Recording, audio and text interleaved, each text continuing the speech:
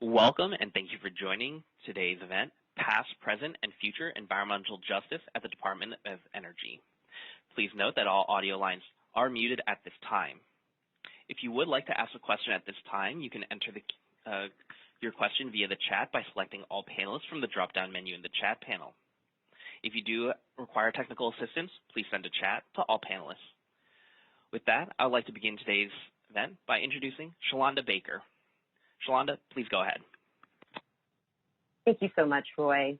And so I believe we have all of our guests here, all of our panelists ready to go, and we're all pinned. I think we are, and Jacqui, I think your videos, yes, perfect. Here you all are. Good morning, everyone, and welcome to our Black History Month event. We are so excited to have everyone in the audience join us. We have almost 200 people here today, and we're so excited to talk about the future directions and the agenda for justice at the Department of Energy. Before I get started, I want to go ahead and introduce our panelists because we have a very active agenda for this morning. So I'm Shalanda Baker, and I'm the Deputy Director for Energy Justice at the Department of Energy. I'm in the Office of Economic Impact and Diversity. I just joined the department on day one of the Biden administration, and I'm so honored to be the first ever Deputy Director for Energy Justice. I'm joined today by Peggy Shepard, who is the co-founder and Executive Director of We Act for Environmental Justice, and she has a long history of organizing and engaging Northern Manhattan residents in community-based planning and campaigns to address environmental protection and environmental health policy, both locally and nationally. She is a legend in the field, and she's successfully combined grassroots organizing, environmental advocacy, and environmental health community-based participatory research to become a national leader in advancing environmental policy and the perspective of environmental justice in urban communities. Her work has helped to ensure that communities have the right to a clean, healthy, and sustainable environment, and that right extends to all. She currently serves on the executive committee of the National Black Environmental Justice Network and the board of advisors of the Columbia Mailman School of Public Health. And she was the first female chair of the National Environmental Justice Advisory Council to the U.S. Environmental Protection Agency. For many of you in the audience, you know Peggy already, but her work has received broad recognition. The Jane Jacobs Medal from the Rockefeller Foundation for Lifetime Achievement is something she can count among her many achievements. She's also received the 10th Annual Heinz Award for the Environment, the Dean's Distinguished Service Award from the Columbia Mailman School of Public Health, and honorary doctorates from Smith College and Lawrence University. Join me in welcoming Ms. Peggy Shepard. The next person I want to introduce is someone who also needs very little introduction, and that is Ms. Colette Pichon, who comes from Louisiana. She's the founder and executive director of the Gulf Coast Center for Law and Policy, and she currently develops programming focused on equitable disaster recovery, global migration, community economic development, climate justice, and energy democracy. Colette works with local communities, national funders, and elected officials on post-Katrina and post-BP disaster recovery, and was a lead coordinator for Gulf Coast Rising 2015, a regional initiative around climate justice and just transition in the South. So she has done so many things, like all of our panelists, and in addition to developing advocacy initiatives that intersect with race, systems of power, and ecology, Colette manages the Gulf Coast Center for Law and Policy legal services in immigration law and disaster law. In 2018, Colette joined the Movement for Black Lives Policy Table leadership team, leading to advanced national work on climate justice. She is a 2019 Obama Fellow and a 2019 TED Fellow. In 2018, she was awarded an honorary doctorate as well from Kenyon College. And in 2016, she was named a White House Champion of Change for Climate Equity.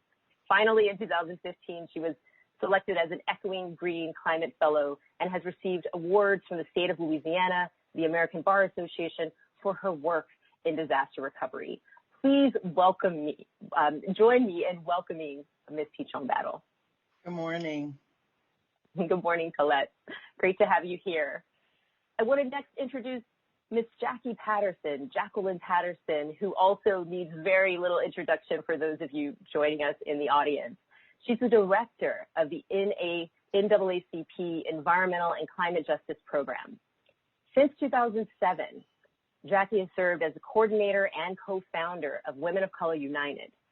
Jacqui's worked as a researcher, program manager, coordinator, advocate, and activist working on women's issues, women's rights, violence against women, HIV/AIDS, racial justice, economic justice, and environmental and climate justice. She's also served as a senior women's rights policy analyst for Action Aid, where she integrated a women's rights lens to the issues of foods rights, macroeconomics, and climate change, as well as the intersection of violence against women and HIV/AIDS. So she also is someone who is very well published and very distinguished. I'll name just a few of her publications here. They include Jobs versus Health, an Unnecessary Dilemma, Climate Change as a Civil Rights Issue, Gulf oil drilling disaster, gendered layers of impacts, Equity in Disasters, Civil and Human Rights Challenges in the Context of Emergency Events. And I believe you're also working on a book project. Am I right, Jacqui? Okay. Yes.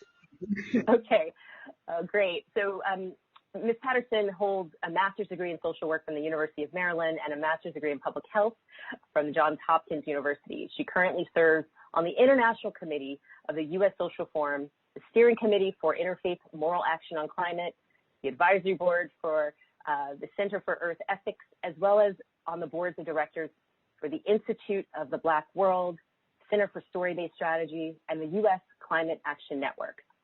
And last but not least, I'd like to welcome onto the stage Mr. Hilton Kelley. And I believe, let's see, I hope we haven't, yes, he's still here. My screen changed, so I lost him for a minute. Mr. Kelley is a community leader and environmental justice advocate and winner of the prestigious 2011 Goldman Environmental Prize for North America. He's been a longtime advocate for disadvantaged communities and environmental justice communities due to their disproportionate exposure to toxic chemicals in industrialized cities.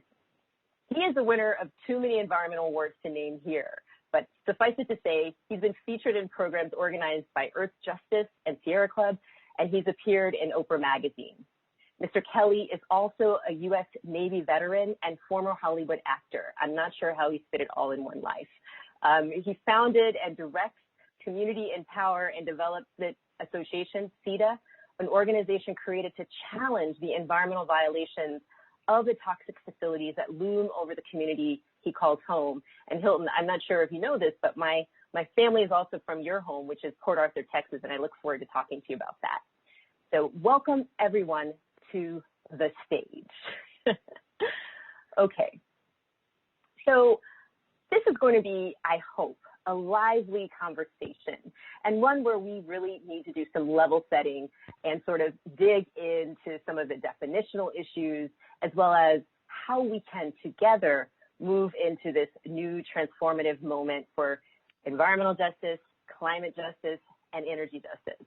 So in my introduction, I mentioned that I'm the first ever Director for Energy Justice at the Department of Energy. And so many people have wondered what energy justice is, how it connects to environmental justice, and how that connects to climate justice. I want to set the stage here and do some level setting. And so I'd like to understand from each of you how you position your own work in those three interlocking terms and how you would define your own, how you would define climate justice, environmental justice, and energy justice. How do those things fit together, and how do you fit within that? And so, Colette, I'll start with you, because when I invited you to speak on this panel, I said, we're having environmental justice leaders from around the country join us for this conversation. And you said, well, I don't do environmental justice, I do climate justice. Can you explain to the audience sort of the difference as you see it between those things? Absolutely. And first, I want to say thank you for this invitation to be here today. Thank you for celebrating Black history with these phenomenal folks on the panel. And congratulations to you for going into the Biden administration. It's great to see you there. Yes, I know that when folks are often asking for environmental justice speakers, they're using it as a synonym for a Black person working around environment. But when you know that the Peggy Shepards and the Dr. Beverly Wrights and the Bob Bullards who have been here for a long time bringing this environmental justice bill are out there, you also know that they're asking for folks who have that kind of expertise. For me, environmental justice is really focused around the immediate impacts of toxins and pollutions on largely Black and poor communities. Where I live in Louisiana, it's 80% more likely that these facilities are going to be near Black folks, 100% more likely they're going to be by poor folks. And there are toxins in the soil, in the water, in the air that are seeping out, leaking out, and impacting folks directly. Oftentimes, those communities have not had any say or real democratic say in whether those things are next to their cemeteries, their houses, their schools. And that for me is a fight for environmental justice, because what they are fighting against is environmental racism. And it is my understanding and my learning that the term environmental racism was to declare what was happening. The term environmental justice was to point a direction to where we were all supposed to move to. I come into this work in the aftermath of Hurricane Katrina. So what I was reacting to was the impacts of long-term emissions into our climate, into our atmosphere, that are creating more extreme weather. Those emissions happen at those environmental justice sites, but the long-term impacts of the emissions, what we were feeling in Katrina in 2005 was a result of greenhouse gas emissions in the air from the 40s and 50s. So this is a long-term process that's putting in a lack of balance in our atmosphere. And what we see is this extreme weather, and Katrina was one example, and we see now extreme weather all over the place, and we can just look on our TV today to see it. But those extreme weather events are compounded and built over time, and we still have yet to deal with them and feel them. Some of them are acute, like hurricanes. Some of them are moving slow, like sea level rise. In South Louisiana, we're getting all of them. And, this year in Louisiana and across the Gulf, we're getting both extreme winter weather and extreme summer weather. So my work is rooted in the climate space, understanding that it necessarily links to and comes out of that environmental justice space. While I have to think and look at the things that Jacqui develops, the thing that Ms. Peggy develops, I have to read that stuff to understand toxins and the aggregate impact of those toxins. That's not something I know. I have to look to the environmental justice leaders to learn that. But on the climate side, on the emissions side, we're, I think, working toward the same goal here, but from two different tributaries. And my tributary starts on the climate side and climate impact. So that's the way I understand it. I'm sure some other folks can offer other things to that, but that's the way I understand it. I also understand that largely folks see environmental justice as Black folks complaining about pollution. And when they see Black people in the climate movement, oftentimes it's just assumed that we are all working on toxics and pollution, but that's not the case. I love that. And I love that you use tributaries to sort of define your position in it, as spoken like someone who is from Louisiana. That's right. Well, so Peggy, I think I'll turn it over to you next to answer this question, because you sort of are a part of this rich legacy of environmental justice advocacy. And I know that WEACT has been doing so much work on the energy justice side of things, on the climate justice side of things. And so I'm wondering what you think about all of these different terms and how you see these pieces fitting together. Well, I look at it as that there's an arc of racism that has permeated all of our society. It's continued unabated through intentional and strategic malice, ambivalence, ignorance, and privilege. And it affects every element of our society. It's a system of power, of informal and formal structures within all of our institutions, including government, civil society, and philanthropy, and it assigns value to certain groups and communities. And as Dr. Bob Bullard says, some communities don't have the complexion for protection. And because some populations are less valued, so are their communities, their lives, and their cultures are devalued. Where they live, work, play, and learn is devalued and ripe for exploitation and degradation for the consumerism and comfort of the dominant white society. So the environmental justice movement has defined environment as where we live, work, play, and go to school. And I see environmental justice as a civil rights analysis of environmental decision-making. It refers to distributive justice, the disproportionate and cumulative exposure to multiple contaminants in our air, our water, and our soil. And it's the intentional siting of polluting facilities in communities of color, indigenous, and low income, and the lack of enforcement of regulations, the lack of investment in environmental infrastructure. It's about negative land use and the exclusion from environmental decision-making and the policy arena.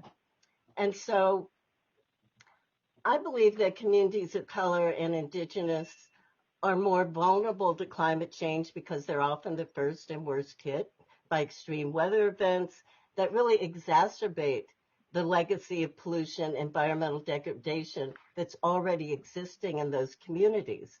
I don't believe you can have climate justice without environmental justice. And so EJ is a form of environmental justice that really discriminates in the creation and implementation of policies and projects that address climate change. And we know that extreme weather events expose residents' lack of financial and family resources to be resilient in the face of that adversity. So I think I really see the environmental justice crisis really resulting from a complex legacy of housing segregation, land use and zoning discrimination, and equitable environmental law enforcement. And we know that systemic and institutional racism has resulted in these disproportionate exposures to hazards and polluting facilities, and it's contributed to health disparities, lowered IQ, and shortened lifespans. So just as housing and food are essential for sustainable communities, energy must be affordable, accessible, clean, and democratically managed for all communities as we, transition to a fossil fuel-free economy. So I believe that all these issues are interrelated. They can't be addressed in silos and in isolation. And I believe that the country and the social justice community is finally fully aware of this paradigm shift that we are experiencing and presents incredible opportunities for all of us.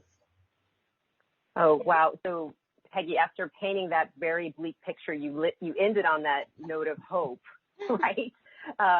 Which is that we have such an opportunity to advance a more just future. But what I'm hearing from both of you, both Colette and Peggy, is that these pieces are interconnected, right? There's not a complete overlap, but there's certainly this foundation of environmental justice where we understand the science of impacts and harms, and there are experts who work in that field.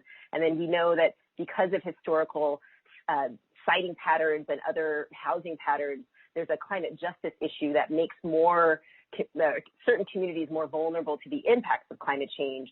And then as Peggy's sort of bringing in, there's an opportunity to make energy and this energy transition a part of the solution. And that I totally agree with you, Peggy. And I come in, sort of saying energy justice is connected to those two pieces. But I also want to bring Jacqui into the mix because both of you mentioned civil rights and the role of civil rights in this. And Jacqui, I know you've argued in work that, all of the issues that we're talking about around climate and environment are civil rights issues. So I'm wondering if you could also position your work in this picture. Yeah, thank you so much. It's, again, an honor to be with you all, and thank you so much for pulling us together. Um, yeah, so when I was contemplating this question and having a conversation yesterday with someone who was just describing, as both Peggy and Colette said, the environmental justice movement as one that is that encompasses legacy pollutants and legacy toxics. And I was talking about how when the NAACP Environmental and Climate Justice Program first started, it was called the Climate Gap Initiative, and it was focused very much on climate change, and it was as we know with the nonprofit industrial complex, it was funded for climate change specifically, and engaging NAACP on kind of the now failed Waxman-Markey comprehensive climate legislation bill. And so over the years, we have evolved to see that as a program, to see that we wanted to pay homage to the greats and to the history of the environmental justice movement, as Colette named all of the mavens in that, including Dr. Shepard and Dr. Shepard. Sorry, I know you said you didn't want to do that, including Peggy Shepard and Dr. Bullard and so forth and so on, Dr. Wright. And so we wanted to pay homage to that history, and we also were acknowledging the intersections of environmental justice and climate justice, in that so many of the forces that drive those inequities in terms of traditional kind of historic environmental justice are the same drivers of where we are in terms of climate change. And then intersecting in energy justice, I would say it fits squarely in kind of both the history of environmental justice and the work on climate justice, because we know that so many of the drivers of climate change are, in terms of greenhouse gas emissions, are from energy production. And we also know that in terms of toxic exposure, that energy production happens in BIPOC communities and disproportionate low-income communities. So for us, we see how, whether we're talking about the fact that communities of color are more likely, or BIPOC communities or low-income communities are more likely to be exposed to the pollutants from climate change, from energy production, and less likely to access that energy in an affordable and consistent way right away. That speaks to the very definition of environmental justice, the unequal distribution of benefits and burdens of around the environment. And so I'll just stop there. Thank you. Thank you so much for setting the table in that way. And that actually tees up so nicely a conversation with Hilton. And I want to bring him into the conversation because Port Arthur is sort of ground zero in many ways for all of the interlocking issues that we're talking about, right? It has some environmental justice concerns, climate justice, and I would argue that there's an energy justice, nexus to that.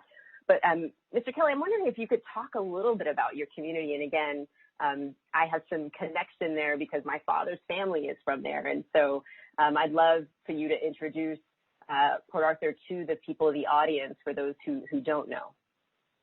Of course. Well, first of all, as you stated, my name is Hilton Kelley. I'm the founder and director of the Community Empower and Development Association, Incorporated, located in Port Arthur, Texas, on the Gulf Coast, ironically named the energy country of the world. When I think about energy justice, what I think about is a break from the energy process, the production of energy, and justice when it comes to protection from the emissions that are being dumped into the air and onto the land where I live. And also, as we all know, these emissions are not just stable here in the city of Port Arthur or in Jefferson County, but it also ties into the whole climate change issue around the globe.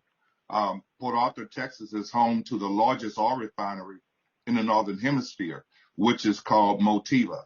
Motiva Oil Refinery put out 633,000 barrels of oil per day. Then right next to Motiva, we have the Chevron chemical plant. Then we have Veolia chemical incineration facility. Then we have Oxbow calcining petroleum coke facility. Then we have Valero. We have Total Oil Refinery, which is a French-owned multinational oil company here in the city of Port Arthur. And we also have BASF chemical plant here, which is another multinational company owned by the Germans. And so we are disproportionately overburdened with the number of oil and gas industries in this country, right here in the city of Port Arthur. Port Arthur is literally surrounded by these industries, and we have a disproportionate number of people that have succumbed to cancer. As a matter of fact, I just lost my best friend on Friday, Mr. J. Brown. He died from pancreatic cancer. He had been fighting cancer for the last 4 years. When he was diagnosed, he was expected to live maybe 2 years, but he ended up going 4 years and some months. And so his funeral will be March the 6th. And many people have died from cancer in the city of Port Arthur because of the poor air quality, the disproportionate amount of carbon monoxide that's being dumped into the air. Also, you have a lot of carcinogens like 1,3-butadiene. You have benzene and all these various chemicals that are being released into the environment. And yet there still never has been a cumulative impact study on the various chemicals and how they impact the human body and what they contribute to cancer as well.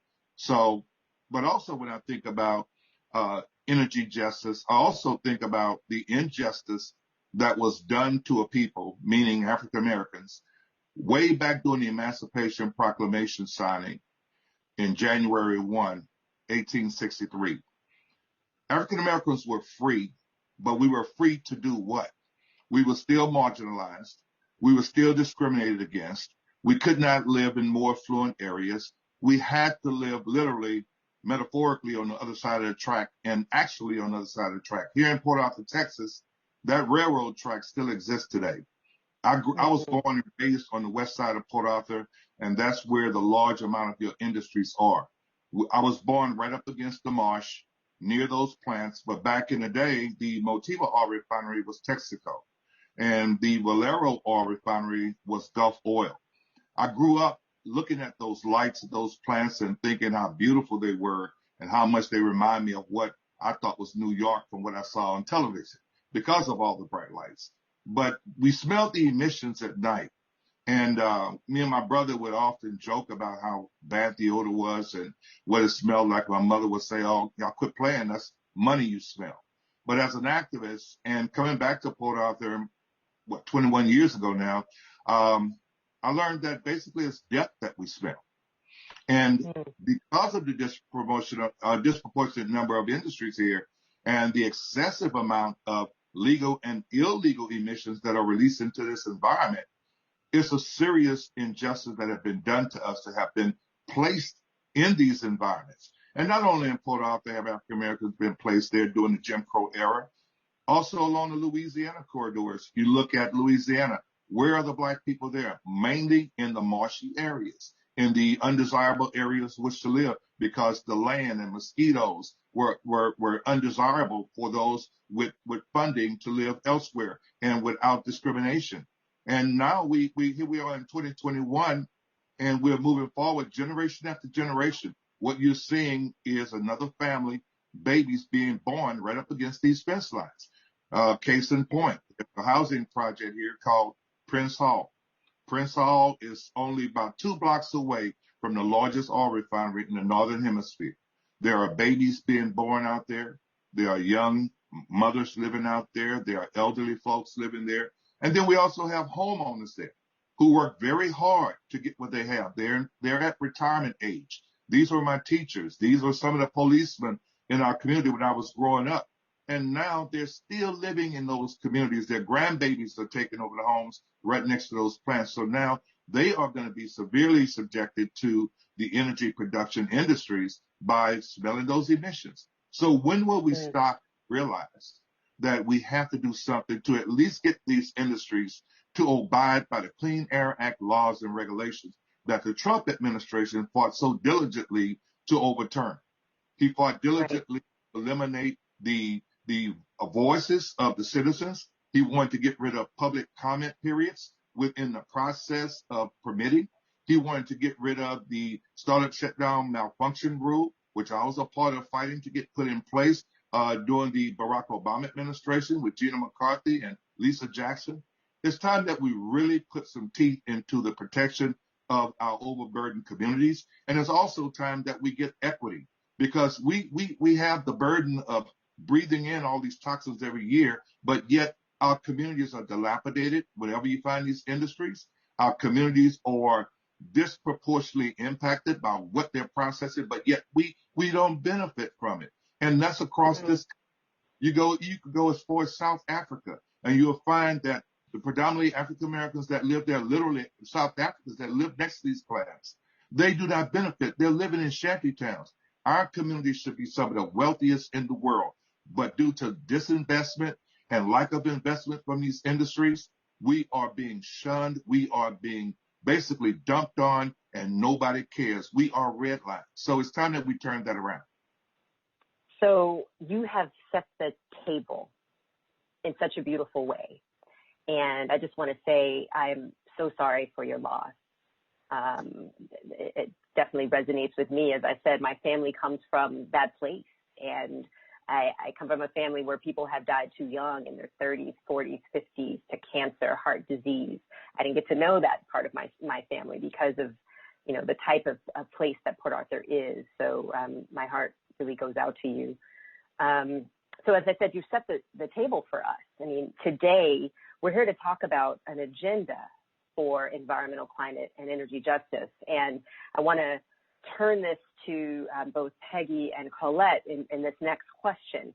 So on January 27th, the president signed Executive Order 14008, which creates the Justice 40 initiative. And Peggy, I see the smile because I know you're familiar with the language of 14008, but for the audience, let me just share this. So there's a particular provision in establishing the Justice 40 initiative, which commits to move 40% of the benefits, of the overall benefits of certain federal investments to disadvantaged communities. And those certain federal investments include a range of climate-related investments in energy infrastructure, as well as clean water infrastructure and transportation infrastructure. And so we have this Justice 40 initiative, and that, in fact, is part of my portfolio at DOE to execute on the Justice 40 initiative.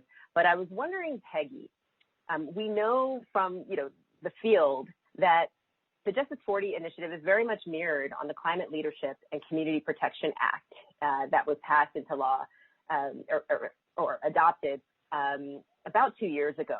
And so I know that your organization has been working closely with legislators and other stakeholders to really define what is meant by benefits, what is meant by disadvantaged communities. And I was wondering if you could share with the audience and the panel today a few of the sort of lessons that you've learned from the early days of trying to implement something as ambitious as that sort of investment program.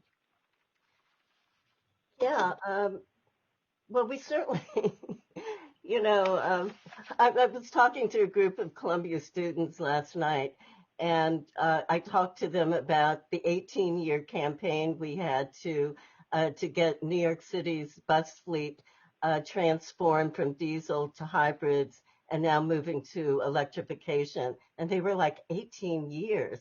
So what I've learned is that you've got to have you've got to have a strategic plan and your initiatives, your research and data. And you've got to have a mobilized, educated base of support of affected residents. And you've got to be ready for that window of opportunity, for that right political moment to really achieve your goals.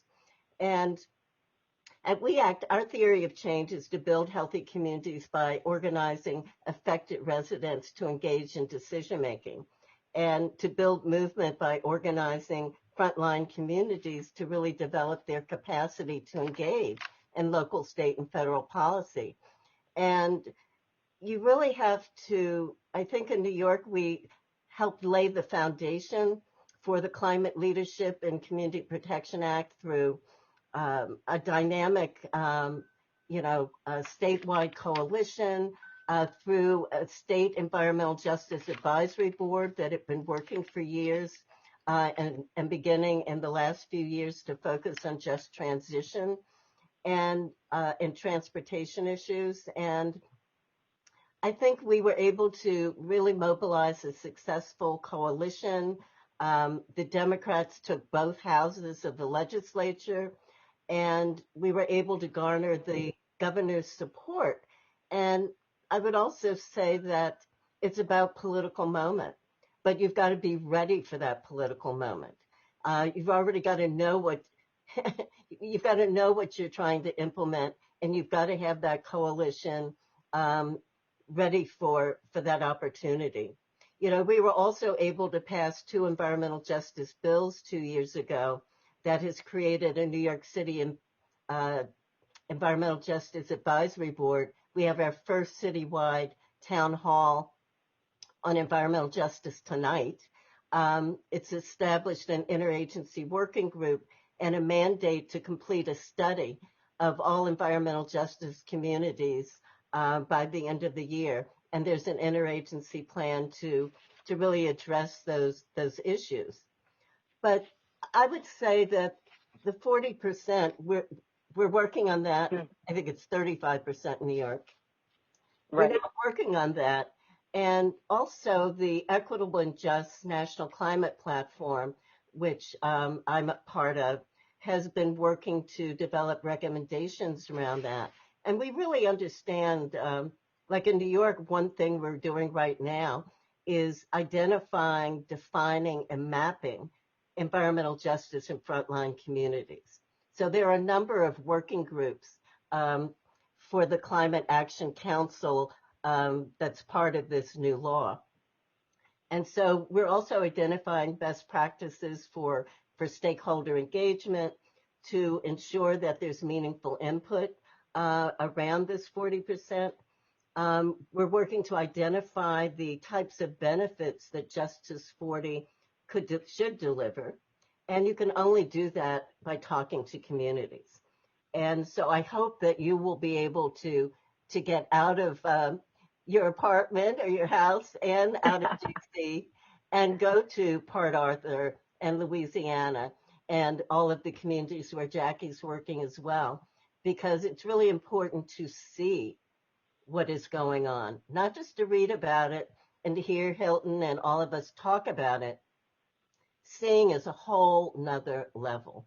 Colette, when I was able with Maxine Waters, when Dan Moose Smith pulled together, bus trips to Cancer Alley, I mean, there's nothing like seeing the situation. So I hope you'll be able to do that. And working with communities to really identify the types of benefits, talking to folks in Port Arthur, what are their needs? Where do they need the investment? And we've really got to learn about how to distribute benefits. We failed on getting those stimulus grants out to the right people. The PPP loans, we did not distribute those well. And now the COVID vaccine debacle. Right. So we don't distribute well. And when I hear we've got to get this money out, well, I'd rather take a few more months and get it right, because if money's going to go to Louisiana, we know it's not getting to the communities that Colette's working with or the communities that Jacqui's working with in some of these states. So there's got to be accountability. There's got to be a central administrative source that's looking over all of these agencies that are going to be engaged in giving this money out. And you need to start geocoding, because, we have we have a cap and trade system in the region. And when I asked one of our state agencies, well, where did the money go? It took 1.5 years for them to go back and figure it out. So start with geocoding so that we can evaluate where this money is going. And then I would just say, to address the kind of legacy pollution that Hilton and others are talking about, we need green zones. We need green zones where there was only environmental degradation, but we can now aggregate the energy resources in those communities to really address 30 million households in this country are energy insecure right now, and that was before COVID. And so, my goodness, we have a disaster there. And I think we also have to focus on our young people. I'd like to see a frontline action corps of young people who live in our communities, who are funded to work in our groups and to improve their communities and be the pipeline for the next climate and environmental and energy leaders. Well, Peggy, you have, go ahead, Hilton, jump in. I'm sorry. And then we'll go to Colette as well. No, not at all. I'd like to add also, when we put together this body of people to allocate funding, we have to look beyond those local governments, because many times when we get federal dollars, a lot of that money disappears into other coffers as soon as those media lights go. And then the people that the money was intended to reach, they're still in that situation. There's millions of dollars that have come to areas like Port Arthur, like in Louisiana as well, and New York, but that money sometimes was misallocated. And that's why we're still in this condition. After 20 years of fighting, Port Arthur is pretty much in the same economic, social condition it was when I came back here in 2000. And so I think it's important that we have our feet under the table, our seat at that table, however you want to look at it, when it comes to discussing how to allocate those dollars that are targeting those impacted communities. Love it. So you both have, again, set the table. I want to turn to Colette and Jacqui to talk about that ground game, but let me make sure I get the takeaways from both of your comments. So Peggy, you're saying we need to be data-driven. I've heard you say that a couple of times already. We need to be data-driven. We need to ensure that there's an accountability framework in a centralized way at the federal level. We've failed again and again. I'm hearing that from both you and Hilton. And we can start to innovate, thinking about green zones, for example, and that's a way to connect to some of these environmental justice communities and begin to engage in that actual climate-related investment. So I'm taking these takeaways. This is on tape, so we're also going to be, listening and reviewing all of this after. But this is just the beginning. You better believe as soon as it's safe to do so, I'll be out there. I'm coming to your communities.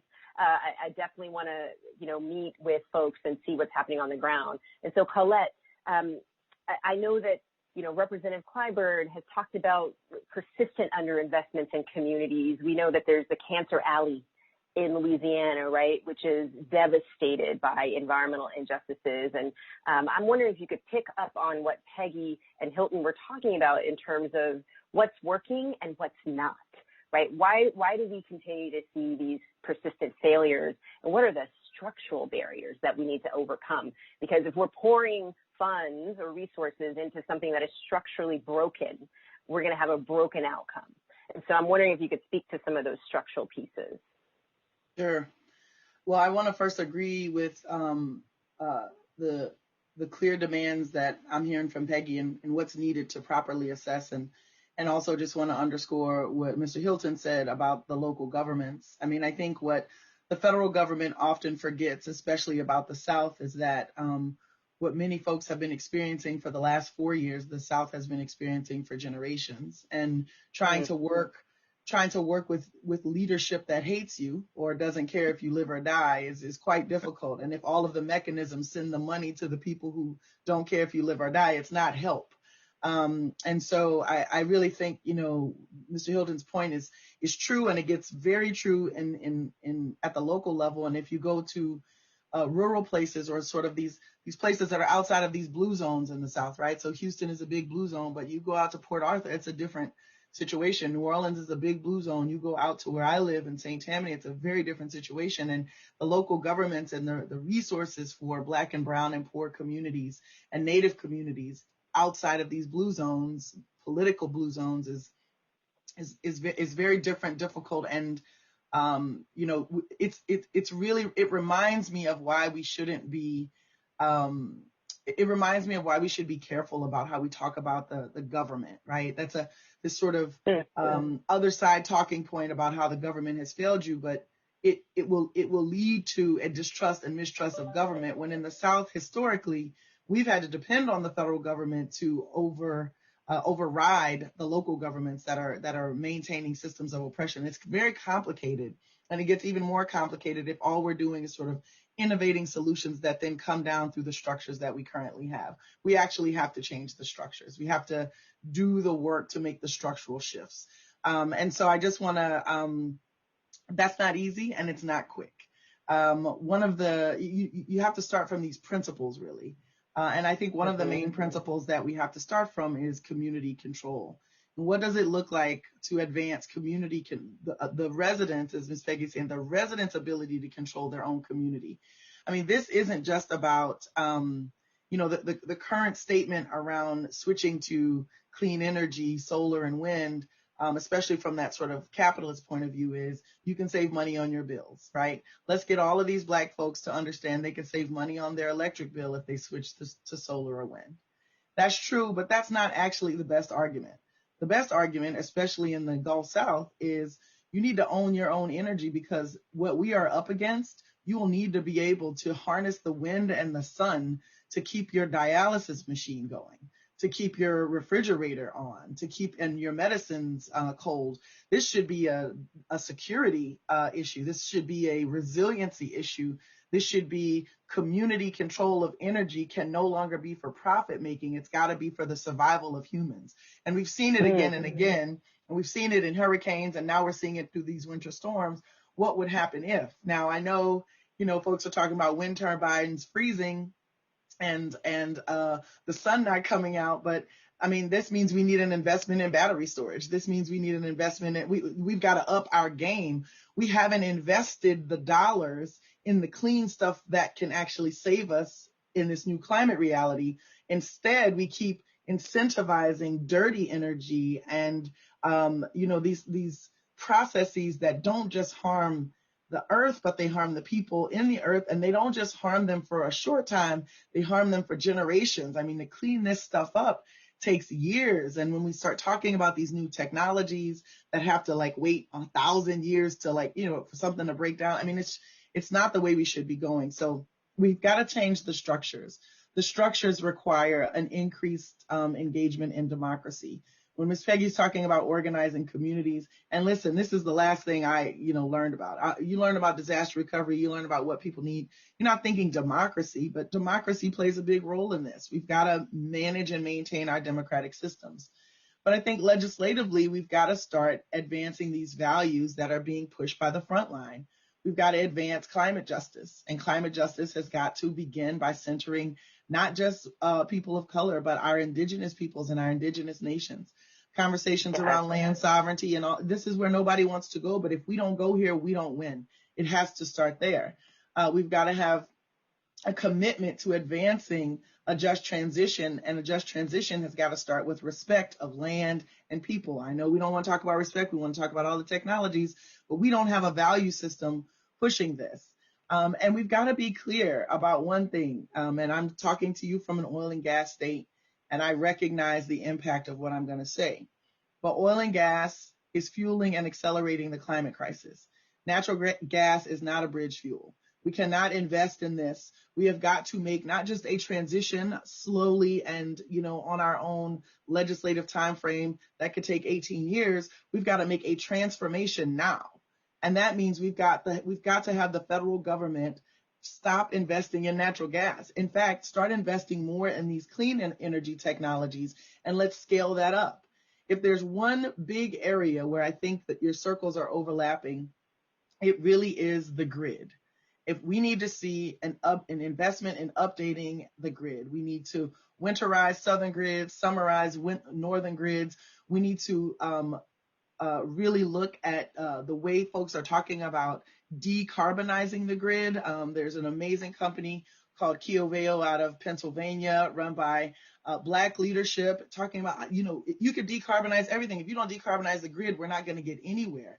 And so we've got to start investing in those companies that find it hard to get capital and hard to get investment because of who we are, right? So we've got to start doing that. Yeah. I love that last point, and I feel like it's actually a synthesis of everything that you said. So, I'm at DOE, right? I'm at the Department of Energy, and that's, from the place that we're having this conversation. And so we know that there are programs that have been designed to reach low to moderate income communities and communities of color. A couple of those programs are weatherization assistance and, LIHEAP, which is low-income heating and assistance, which can go for heating and other types of assistance. So what I hear you saying, Colette, though, is that we've got to be more expansive. We've got to sort of expand our understanding of what is available and what is possible for investing in underserved communities. And so that means not only weatherization, not only bill assistance, that's fine, but we need to invest in actual energy assets and resources in local communities that are owned and controlled by local communities, that are put into the ground by Black and Brown-owned businesses, right? Like, this is the type of expansive thinking that we need to do, and it has to happen, like, tomorrow, right? It has to happen now. And so that gets me to Jacqui, and I want to ask you this question, and then we'll do one more round robin because we're getting up into the hour here. This is so exciting to me. So Jacqui, I have watched as you have built an army of energy justice advocates through the NAACP's infrastructure over the last almost decade. And so is that an army that we can mobilize for this effort, or are there other gaps that need to be mobilized in order for your ground game to be effective? And I'm sort of just wondering what we can do, as immediate steps in terms of mobilizing that ground game and other pieces that we need to move in order to really accelerate the transition that Colette and Peggy and Hilton are talking about. Yes, thank you. And in answer to your first question, yes, it is. And for us, we are also truly looking to deepen and scale up because yes, there's a significant number of people, and we have 2,200 branches and chapters, and we really want to engage everyone because it's critical to everyone. I also wanted to just, with regard to the 40% and how we actually, the best way to engage there, I wanted to add that the only place that I've gone during COVID-19 was I got in my car and drove to a place called Sand Branch, Texas, that Hilton might know, outside of Dallas. And it's a freedmen settlement where they've never had running water in the history of this freedmen settlement. That was that was established in the late 1800s. They had well water for a while until it was contaminated in the 80s. And so when I went to that community, what really just struck me is the fact that community, whatever administration has been in place, nothing in that community has changed. Like administration after administration, and nothing in that community has changed. So the water was the presenting issue, but then when I go there and see what's going on, that's just one symptom of a larger issue. And so for me, it gets back to, so we put together kind of a comprehensive plan there that we're calling the Sand Branch Liberation Plan. And that gets to Colette's point that it needs to be about more than what's happening now, which is everyone bringing bottled water to Sand Branch on Saturday to the local church, and that everyone going into Sand Branch to pick up their case of water every Saturday. That needs to be about land justice. It needs to be about community ownership and control of the situation, because everything that's happening in Sand Branch happens to the community and is not driven by the community. And so I just wanted to say that Sand Branch is just one of so many so many unincorporated communities that aren't even in the equation, and so we need to be thinking about. I mean, I like the idea of what Representative McEachin is talking about in terms of making sure that there's distribution to the places. But we want to make sure that counts even unincorporated communities. I don't even know if they're counted in that. Those communities that are in the least, are they included there? So that's all to say that we need to make sure that our apparatus really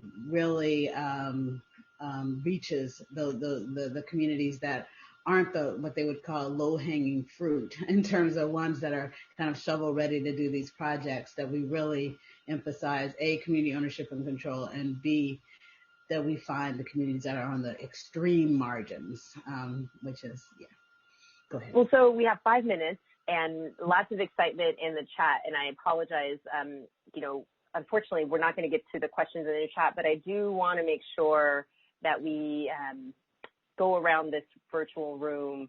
And Jacqui, I'm going to start with you. The question is, so many people who have been down this road before, I know, Peggy, you've served on, external government advisory boards, et cetera. You've been a part of this conversation for a long time, and so many of you have been a part of this conversation. So people are sort of looking at this moment and thinking, is this different, right? Are we in a really different moment? I have to say, for me, it feels different. For me, it feels transformative. For me, it feels like it's a do or die moment, and I'm up for it. And so I just want to know from each of you sort of what advice you might have for me as I begin this work of trying to heal this legacy of structural racism in our country through energy policy, and what might success look like? And again, it's just a couple sentences since we're about 4 minutes before the end. So Jacqui, I'm going to start with you since you started talking about, what is needed. So what advice do you have, and then what is success? Thank you. Yeah, success for me would be transitioning our energy system from one that is predicated on a notion of profits for a wealthy few, moving away from the investor-owned utility model that has as its goal to provide profits at the tune of $9.8 million per year in average compensation for owners of these companies, and move it towards an energy sector that has its primary goal is to provide energy for all, consistent, affordable energy for all. So that's what I would say. Thank you. Thank you. Mr. Kelley, advice and what success looks like. And thank you, Jacqui, for those parting words too. Well, my advice to you would be to also look at ways in which you can possibly get these industries to look at new ways of helping to create clean energy, because you're going to have some fierce opposition when you talk about shutting down the oil and gas companies here in Texas and Louisiana. You will face fierce opposition there on the Hill. So therefore, I think you should definitely take into account the number of people that will become unemployed. Look at ways in which you can win them over. Look at ways in which you could possibly engage them in the transition with their technology and with their knowledge of, working with raw material, or possibly working with sun and wind. So let's look at ways in which we can just transition that workforce. I think that's critically important, and therefore you'll probably face less opposition by looking at ways to incorporate them, and always keep that community at the table being impacted. Thank you. Beautiful. Peggy, what about you? Advice and what does success look like? Well, a lot of people say that this racial reckoning might be a small window. So you need to think big, bold, fast, engage some strong allies, make your investments yield benefit. And the way you do that is by setting clear goals, metrics, timelines, so that you can evaluate. You can't evaluate without that. And you've got to have a strong group of advisors from communities as well as from the energy sector. Yeah. Thank you so much. Colette, you get the last word on this in the last 30 seconds. Yeah, we've got to make energy a human right. We've got to make water a human right. We've got to make access to technology, broadband a human right. We've got to shift our morals and our values in this country, and we've got to follow those new morals and values as we make policy and regulatory changes. So if you could feel my body right now, you would just feel the chills running through it. I am so honored to share the stage with each of you, an honor to stand on your shoulders in this work and in your legacy, because each of you has influenced me in a profound way in the work that you've done for so long. And so I'm here, I'm ready, I'm up for it, I'm taking notes, and I'm excited to be in this work with you. So thank you all for being a part of this. Thank you, audience members, for your engagement. We're looking forward to getting this out. We'll make sure that it's available on the Office of Economic Impact and Diversity website, and keep in touch. So have a wonderful day and happy Black History Month. Take care. Thank you. Bye-bye. Congratulations, Shalanda. Thank you. Hey, thank you. Thank you so much. Take care. Bye-bye.